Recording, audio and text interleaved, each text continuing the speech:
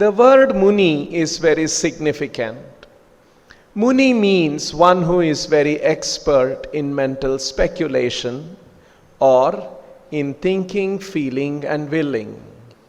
He is not mentioned here as a devotee or yogi. Those who try to meditate on the form of the Lord are called Munis or less intelligent, whereas those who render actual service to the Lord are called Bhakti Yogis. The thought process described below is for the education of the Muni. In order to convince the yogi that the absolute truth or supreme personality of Godhead is never impersonal at any time, the following verses prescribe observing the Lord in his personal form, limb after limb. To think of the Lord as a whole may sometimes be impersonal. Therefore, it is recommended here that one should first think of his lotus feet, then his ankles, then the thighs, then the waist, then the chest, then the neck, then the face, and so on. One should begin from the lotus feet and gradually rise to the upper limbs of the transcendental body of the Lord. So in this part of the Srimad Bhagavatam, we are reading about the process of meditation as described by Kapila Muni to his mother. And Lord Kapila has been describing how the Muni, the person who is performing meditation, should fix the form of the Lord in his mind and fix his attention, purify his heart, consciousness, and fix the mind, fix the form of the Lord in his mind. And in this particular verse, Tasmil labdha padham chittam, when he has labdha padham chittam, when he has attained that state, sarva vayava samsthitam, when he is able to meditate on the form of the Lord. One is to meditate on the entire form of the Lord. He has labdha chittam, labdha padham chittam, he has attained that fixed state. Next, vilakshya ikatra samyujyat ange bhagavato munihi. Vilakshya ekatra ange samyujyat. Now he should meditate limb after limb. Ekatra ange. One anga after another anga, he should samyujyat. He should again fix his mind on the different angas or parts of the body, and in the next few verses, Kapila will describe how that is done. So, Prabhupada has commented on the word munihi. Vilakshya ikatra samyujyat ange bhagavato munihi. So the word muni, one explanation of the word muni, because it's related to the word mana, which is the mind. So, one explanation of the word muni is one who can agitate his mind to develop varieties of philosophies and understanding. So, that is how munis are philosophers. So, munis agitate their mind in different ways and come up with different ideas. And there are many munis in our country too, in the history of Indian philosophy. And not all of these munis agree with each other. They all nasa vrishiryasya matam na bhinnam. All of them have bhinna vadas, bhinna matas, different opinions and different arguments. And that is how there are varieties of philosophies and understanding. So, how do we know what is the right philosophy?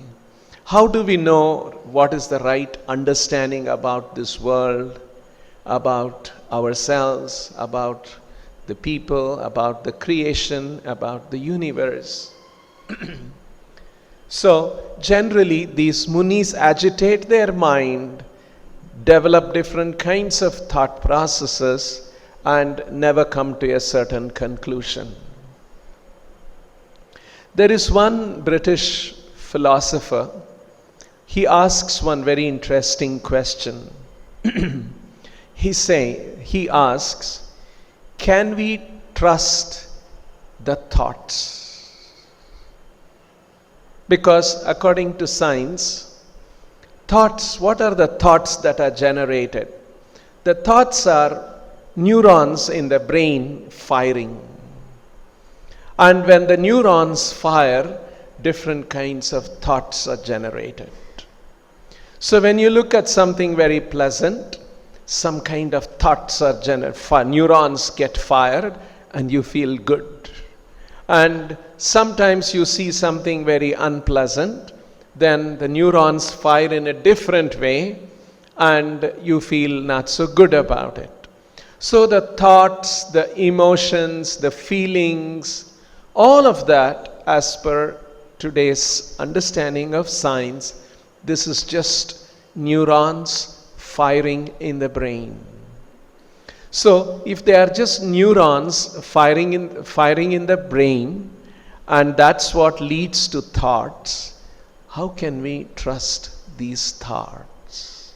It's actually an interesting question that even as devotees we agree that human mind can generate various thoughts, but what is the guarantee that these thoughts are going to describe and correspond to the reality of the existence? So our brains fire some thoughts, and there are animals like dogs, cats, monkeys, chimpanzees. They are also considered, according to science, pretty advanced mammals, and they have a nervous structure, nervous system, very much similar to ours, and their brains also are fired by neurons. But it so happens that our neurons seem to fire and develop more intricate, more complex thoughts than some of these animals are able to. But after all, they are also neurons firing, and this is also neurons firing. Now, we know that dogs don't know many things, cats don't know many things. Do they know that they are in India? India is a sovereign republic and we have a constitution, and every 5 years we elect our prime minister. An Indian dog does not know. He may be an Indian dog, but his neurons are firing and he's also generating some thoughts, but he cannot figure out. So we as human beings are able to figure out all that. Then the next question comes. This is another question asked by another British astronomer. He asked this question: if this is all what the thoughts are, neurons firing, now we see that animals have limited capacity. Just like if you want to add 4 plus 3 equals 7, you ask this question to your dog: what is 4 plus 3? He cannot understand. It's a very simple thing for all of us. Right? 4 plus 3 equals 7. But a dog cannot understand.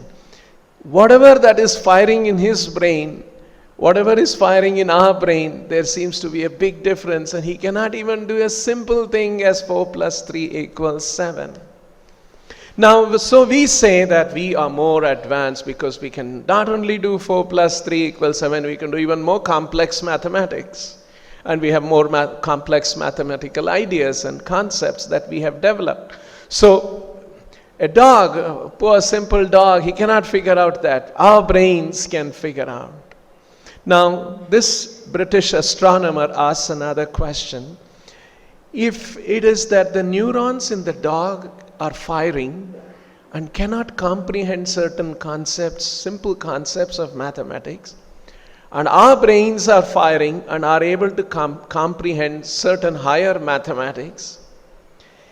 Just like a dog has limitation, is it that our human intellect also has limitations of a certain kind of mathematics, and we also cannot go beyond that? In other words, he asks an important question. Is there an ultimate limit to human cognition, human intelligence, cognition? So, yes, these are very, very valid, very interesting questions these scientists, these philosophers are asking. Can we trust the mind? Can we trust the thoughts? That the thoughts are generated by the brain. And our brain, does it have a limit? Or it can understand everything? Of course, if you see last 400, 500 years, we say that man has been, or his understanding has been increasing and increasing. But does it hit a limit? And there is more things to be known, which simply our brain does not allow us to know more. Just like a dog, whatever you do, his brain does not allow him to understand 4 plus 3 equals 7.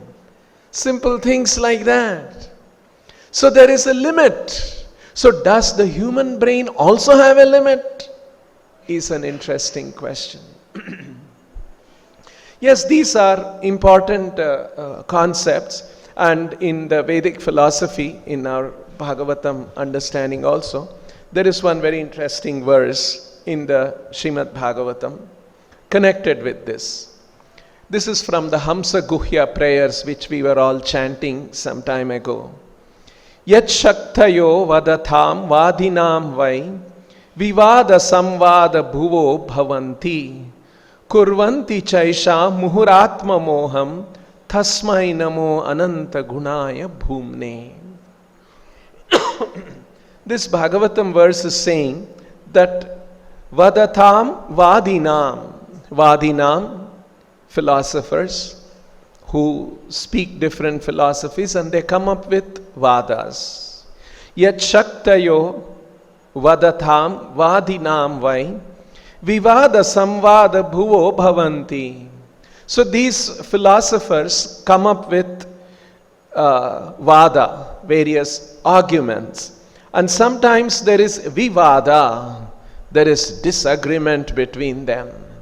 And sometimes samvada, sometimes they agree with each other. Bhuvo bhavanti. So in this material world, there are these philosophers who develop different arguments, and sometimes they agree and sometimes they don't agree. And this kind of a discussion goes on. Kurvanti chaisha muhur atma moham. In this way, the different arguments and agreements and disagreements, because of the various arguments among the philosophers, are going on. And all of this is created by kurvanti, yat shaktayo kurvanti. This is all done by the Lord Himself through His different energies. So the Lord, seated in the heart of the living entities, inspires varieties of philosophers with different kinds of philosophies. Sometimes they agree, sometimes they don't agree. And in this way, muhuratma moham, and always remain in bewilderment about their own self. They just can't figure out what is the true self, who we are, what are we all about. There is complete confusion. Tasmai namo ananta gunaya bhumne. And hence, that Lord, ananta gunaya bhumne, that Supreme Lord who has wonderful qualities, yat shaktayo, by whose illusory energy, vadatam vadinam, vivada samvada bhuvo bhavanti kurvanti chaisham muhuratma moham. So Prabhupada translates this very nice verse. Let me offer my respectful obeisances unto the all-pervading Supreme Personality of Godhead. Bhumna, all-pervading, who possesses unlimited transcendental qualities. Ananta guna, ananta Gunaya Bhumne. So he has unlimited qualities. Acting from within the course of the hearts of all philosophers who propagate various views, he causes them to forget their own souls, while sometimes agreeing, sometimes disagreeing among themselves. Thus he creates within this material world a situation in which they are unable to come to a conclusion. I offer my obeisances unto him. So this is actually the reality. The Lord inspires different kinds of ideas and people come up with varieties of philosophies and they get completely... In this world there are how many philosophies are there? And every other day some new philosophy, a new understanding, somebody comes up with a new book, a new theory, a new understanding explaining the world and what this human society, what we should be doing. All of these kind of things. And we should know that these are all philosophies created by the mind under the influence of the Lord's illusory energy. Now, what is the alternative? Because we all have a mind and intelligence, and using that we try to figure out this is the best we are able to do. And we will continue to improve, somebody may say.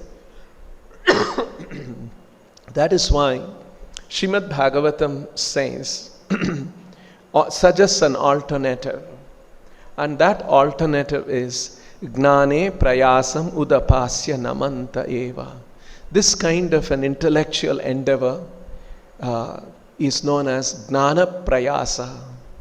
Gnana Prayasa means various ways trying to figure out what this world is, what the universe is, what the human society is, what is the best philosophy for the human society, whether it is capitalism or whether it is communism, whether it is socialism. What is the best philosophy for human society? This is the whole argument, and people are agitating their minds, munis and philosophers, they are trying to find out. This is known as Gnana Prayasam. And the Bhagavatam says, Gnane Prayasam Udapasya. Udapasya means completely rejecting. Dump it all. All of these philosophies, let's dump it. And then what do we do? Namanta eva jivanti sanmukharitam bhavadiya vartham. Bhavadiya vartham. This is a prayer by Lord Brahma to Krishna after the Brahma Vimohana Leela. So Lord Brahma is saying, Bhavadiya vartham. Krishna, you have spoken about this world. You have spoken about us. Bhavadiya vartam, your instruction is there. Of course, sometimes the Lord's instruction is there, but sometimes we may not understand them. And hence, there are his devotees who have also explained and elaborated on his instructions. And that is called Sanmukharitam Bhavadiya Vartam. Sat means devotees. Sat Mukharitam.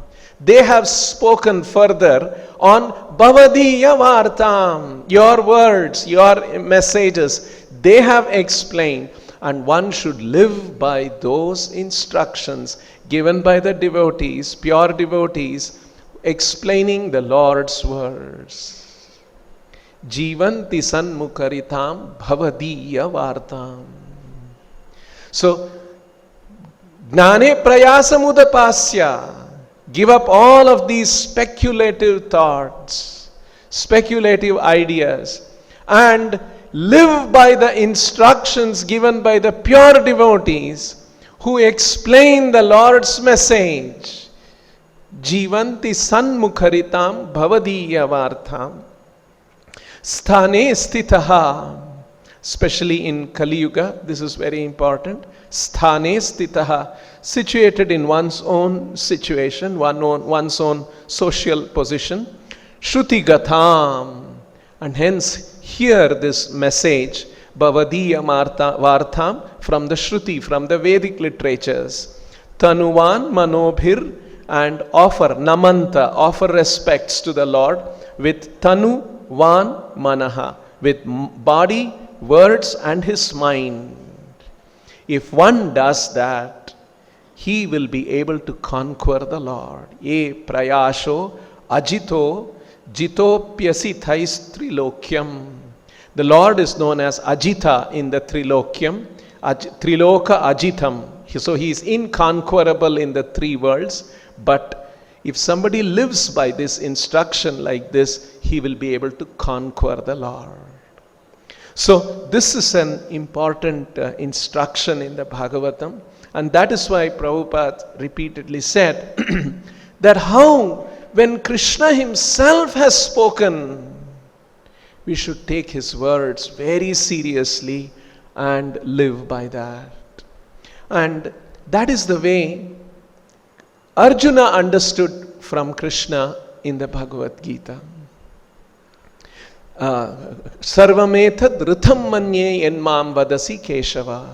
Arjuna said, whatever you are saying, Krishna, I will take that as the truth and I accept that as the truth.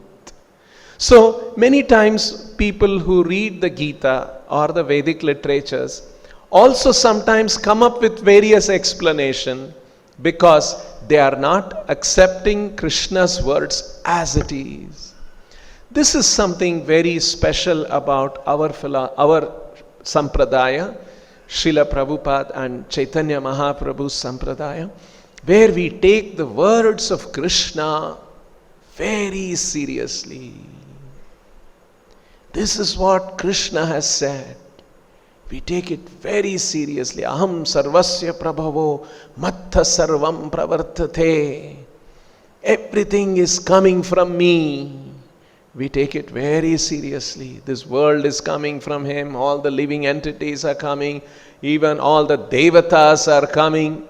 Chaitanya Mahaprabhu's philosophy goes on to say, everything, including Vishnu, is also coming from Krishna. Krishna is the Adi Purusha. Aham sarvasya prabhavo mattha sarvam pravartate iti matva bhajante mam buddha bhava samanvitaha. And when they understand this, the wise men who understand this, bhava samanvitaha bhajante, with their full heart, with bhava, with great love, they worship me. So this is the conclusion, that Krishna is the source of everything. And one who knows this, that because Krishna is the source, they completely surrender to him and they serve him with all their hearts. So this is the conclusion. And for this conclusion, it's also very important that we understand this from the explanations of the pure devotees, because sometimes we may not understand Bhavadiya Vartam, his words. So coming to this purport here, Prabhupada is pointing out here one specific thing, that to convince the munis whom agitate their minds that ultimately that supreme truth is a person. Again, Kapila Deva is explaining, one by one the sage, the muni has to meditate on one by one after another, the limbs of the personal form of the Lord, his lotus feet, the ankle bells and the decorations, and then his legs, and then the waist, and then the chest, and then the lotus, beautiful lotus face of the Lord. So like this, to stress the personalism, because otherwise if we don't understand these things, one can misunderstand that yes, there is some force, there is some field, there is some energy behind this world, that I understand. So what is the nature of that energy? What is the nature of that force? We must understand. And on our own we cannot understand, because our senses, our mind, our intelligence, our brain, all of them have limitations.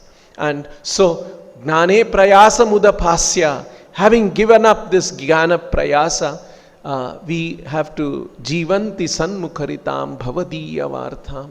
So, to find a pure devotee and hear from him the Lord's message, and live by those instructions is the most important thing.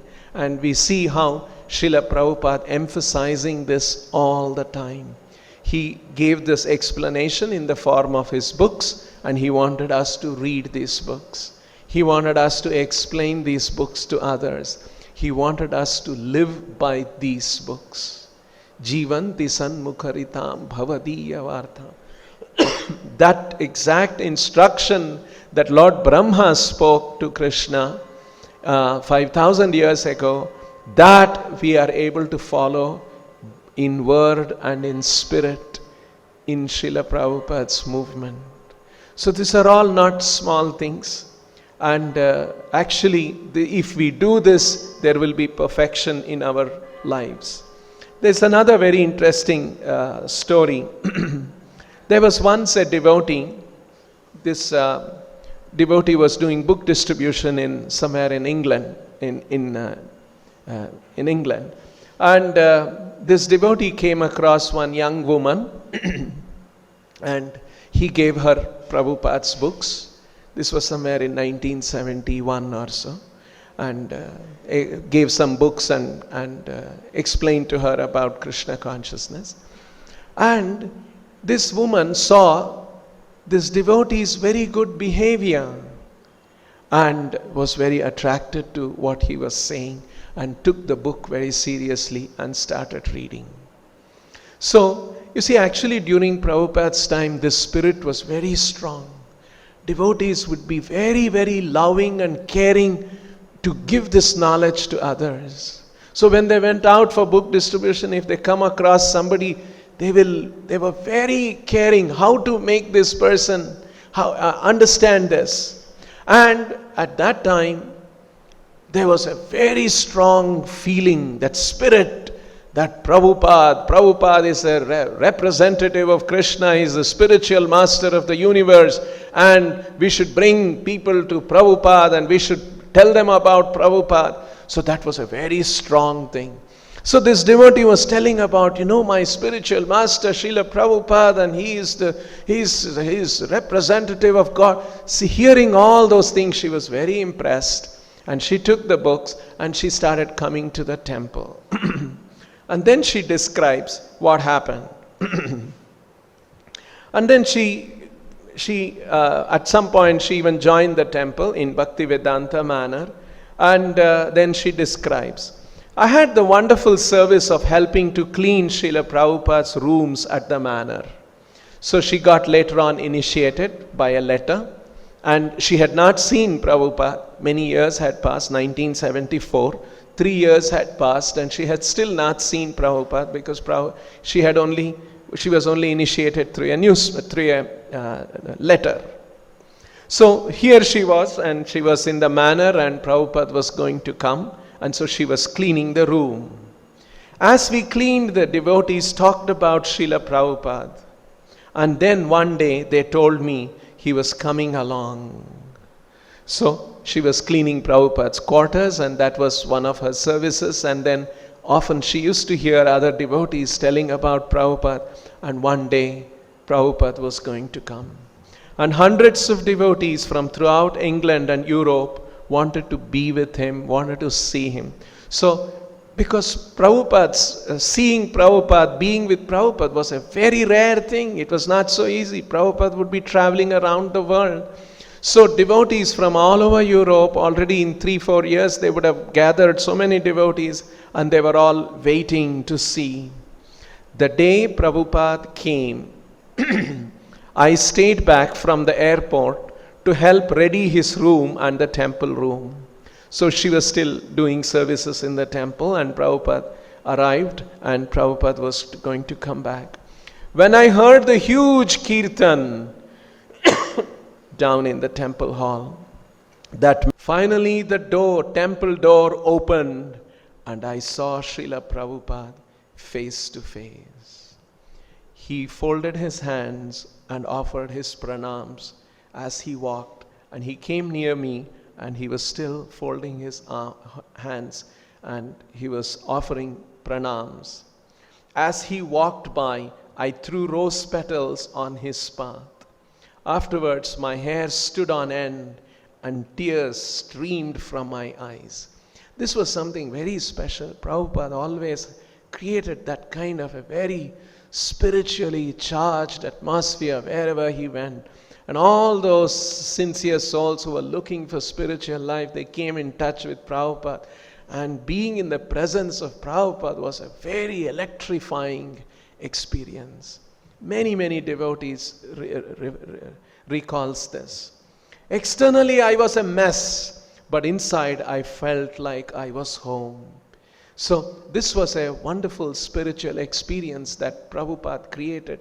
Because these Westerners, they were all coming with different kinds of backgrounds, sinful lives, and their lives were not very peaceful. Externally, all kinds of difficulties, but once they came into the presence of Srila Prabhupada, they felt they were at home. And then Prabhupada was there for a few days, and then he again went away, traveling around the world. And once again, she went back to her different services. Then one day, a few months later, a group of devotees came to my home where she was staying and banged on the door, screaming, calling out her name. And she was surprised and she said, "My God, what's going on?" I wondered, the way they were so shouting, calling out my name, somebody is dead or something. But they yelled out and they said, "You have a letter from Srila Prabhupada." So she had got a letter. I thought, what? Prabhupada doesn't even know who I am, and Prabhupada has written a letter. And they handed the letter to her, and she tore open the letter, and it was a very short letter. Prabhupada had written, "My dear daughter, thank you for cleaning my room. If you continue in devotional service and follow the regulative principles, you will go back to Godhead in this lifetime. Your ever well-wisher, Bhaktivedanta Swami." Just see how somehow Prabhupada heard about that devotee, the temple president told, and she has been cleaning. So Prabhupada wrote that letter, and that was the kind of a compassion and love Prabhupada had for the devotees. I was honored to clean Prabhupada's room, and I couldn't believe that he had taken the time to thank me for doing that small service. Later on, she was still a devotee in the temple, and she did different kinds of services. And then later on, she was in Paris. And a few years passed, 1975, maybe 76. And so Prabhupada was coming to Paris again, and she was having an opportunity. At that time, she was doing cooking services in the temple. And so she was going to cook for Prabhupada too. And she went around, and she knew Prabhupada used to eat rotis, chapatis. So she went around and trying to get the chapati flour. And this is in 76, around that time. So maybe things have improved now. It was not easy for her to find wheat flour. So she went from grocery store to store and asking people, calling people, and no one said, "What's chapati flour? We have never heard of that," and so on. And finally, she bought some flour which looked like chapati flour, wheat flour, and she brought that to the temple, and she made rotis, chapatis, and but she didn't tell anyone because she thought that what will others think, what will happen, and she silently brought that flour. And because she couldn't find the chapati flour, and she made those chapatis and brought the lunch plate to offer it to Srila Prabhupada. So, and Prabhupada looked at the plate and then at her and said, "So, you could not find the chapati flour?" Somehow, very mystically, Prabhupada saw the chapati kind of a thing that was there on the table, on the plate, and Prabhupada could immediately make out that it's made with some other flour. So, and years went by, and then this was somewhere in 77. Prabhupada was in another temple where she was also there. And there was one devotee, Rishi Kumar, another Prabhupada disciple. But somehow at some point he became a little bit confused about Krishna consciousness. And he started finding faults in Prabhupada and started becoming not so serious in spiritual life. And he was, he left the temple. And so devotees were, in one sense, unhappy that he had left, but so that's what has happened. It happened sometimes, quite a few devotees went through this kind of a situation too. So generally the devotees said, no, you should be very careful, he's very blasphemous and all of that. And so one day, Srila Prabhupada came to that temple, and as he came in the car, and there was a big group of devotees doing kirtan to receive Srila Prabhupada. And this Rishi Kumar also came, and he was standing aside separately. He didn't want to be involved in the kirtan. And Prabhupada came out of the car and looked at the devotees, and devotees were ecstatic, chanting. And then he saw Rishi Kumar. Prabhupada recognized him. He was not in devotee dress. Straight Prabhupada went to him and rubbed his head. And he was very surprised that Prabhupada came to me and very lovingly rubbed his head. And then Prabhupada knew that he was a very good cook.